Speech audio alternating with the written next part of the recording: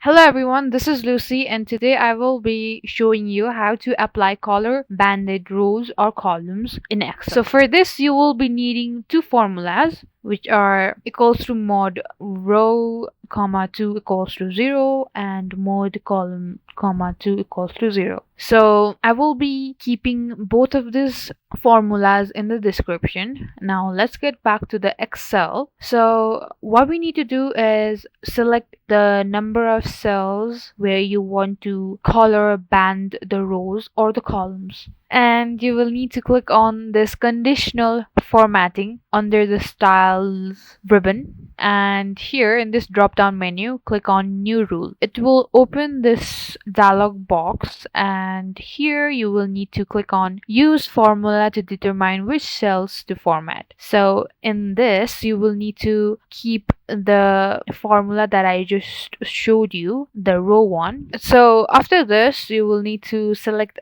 the color for this. Click on format. It will open a new dialog box called format cells. You will need to go to fill and select any color you want. In my case I'm choosing this color and click on OK and again click on OK. And as you can see, I have applied the color band-aid on the rows in the particular selected area. So if I want to apply color band-aid on columns, then I will select some cells again and go to the same tab, styles, and again conditional formatting, then new rule, then again use a formula to determine which cells to format. Then I will go on and put the formula column 1 and I will go to format and select a color and click on OK and then OK.